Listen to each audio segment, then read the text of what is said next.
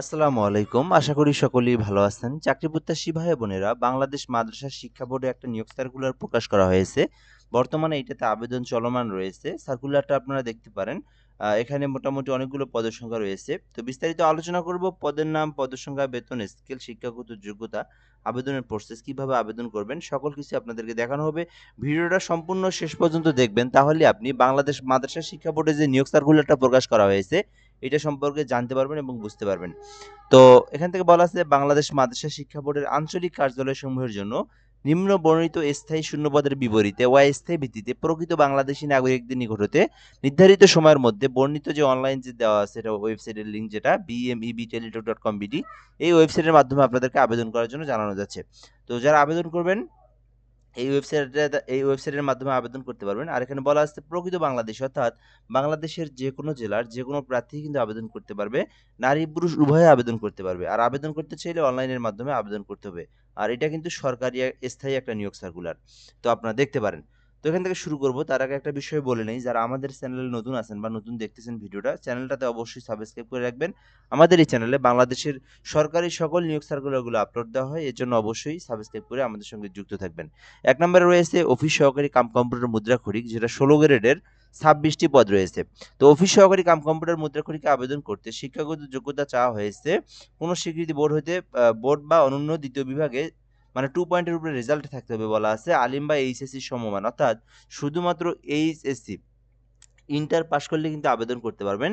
অবশ্যই রেজাল্টটা 2 পয়েন্টের উপরে থাকলে আপনি আবেদন করতে পারবেন। আর বলা আছে যেহেতু অফিস সহকারী কাম কম্পিউটার, সেই ক্ষেত্রে কম্পিউটার সম্পর্কে বেসিক্স নলেজ গুলো, যেমন এমএস ওয়ার্ড টাইপ করতে পারা, এমএস এক্সেল, পাওয়ার পয়েন্ট সম্পর্কে, তারপরে ইমেইল করতে পারা, ইন্টারনেট যে ব্রাউজিং চালানো, জাস্ট এই জানা বিষয়গুলো জানা থাকলে কিন্তু আবেদন করতে পারবেন। একেবারে বেসিক বিষয়। কেউ যদি ২-৩ মাস কম্পিউটারের কাজ করে থাকে, আমি মনে করি তাহলে এগুলো সে পারবে বা পারে। তো তারা কিন্তু আবেদন করতে পারবে এটাতে। ২ নম্বরে রয়েছে বুক বাইন্ডার, যেটা ১৯তম গ্রেডে ২ টি পদ রয়েছে। এই ক্ষেত্রে আবেদনের জন্য শুধুমাত্র এসএসসি পাশে আবেদন করতে পারবেন। আর এইটা পদের নাম হচ্ছে বুক বাইন্ডার, অর্থাৎ বই বাঁধার কাজ। তো এটা কিন্তু কাজের জানা থাকতে হবে। মিনিমাম ৫ বছরের অভিজ্ঞতা থাকলে আপনি কিন্তু বুক বাইন্ডার পদে আবেদন করতে পারবেন। ৩ নম্বরে রয়েছে বার্তাবাহক, একটি পদ রয়েছে।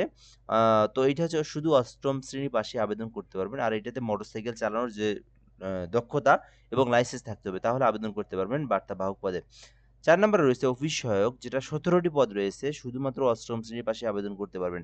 তো বেসিক্যালি এই পদগুলোতে আবেদন করতে পারেন যারা ৮ম এসএসসি, এইচএসসি পাশে অফিস সহায়কের মধ্যে আবেদন করতে চান ২০তম গ্রেডের, এটা দেখতে পারেন। এছাড়াও মালি এবং পরিচ্ছন্নতা কর্মী রয়েছে, শুধু ৮ম শ্রেণীর পাশে আবেদন করতে পারবেন।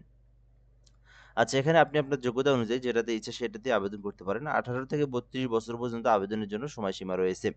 আর ফি তো আপনার কিভাবে দিতে হয় সেটা তো অনেকেই জানে। তো এটা কিন্তু সরকারি চাকরির গ্রেড অনুযায়ী ফি জমা দিতে হয়। তো ১৬ গ্রেডে যেগুলো, অর্থাৎ ১৬ গ্রেডের যে সরকারি ফি যেটা, সেটা হচ্ছে ৳১১২। এটা দেখতেই পারতেছেন, এই যে ১০০ এবং অনলাইন ফি যেটা ৳১১২ মোট। আর এখান থেকে ২০তম গ্রেডে যেটা সরকারি ফি ৳৫৬ আপনাদেরকে ফি জমা দিয়ে আবেদনটা করতে হবে। তো আপনি চাইলে আমার মাধ্যমে আবেদন করে নিতে পারবেন। সেক্ষেত্রে হোয়াটসঅ্যাপ নাম্বার দেওয়া আছে। এই নাম্বারে এসএমএস করলে আপনি আমাকে পেয়ে যাবেন। আমার মাধ্যমে ঘরে বসে একদম নির্ভুলভাবে যেকোনো সরকারি চাকরির আবেদন করে নিতে পারেন। 01775 58 312। তো এরপর আমরা এখান থেকে দেখব আপনি আবেদনটা করার পরে এখানে আপনার টেলিটক সিমে যদি নিজেই আবেদন করেন, নিজেই যদি আপনি ফিটা জমা দিতে চান, কিভাবে আপনি ফি জমা দিবেন এটা আমি আপনাদেরকে দেখাচ্ছি। সো আবেদন করার পর আপনার টেলিটক সিমে রিসার্চ করবেন। রিসার্চ করার পর যে পদে আবেদন করবেন ওই সমতুল্য টাকা রিসার্চ করে এখান থেকে ফি জমা দিবেন।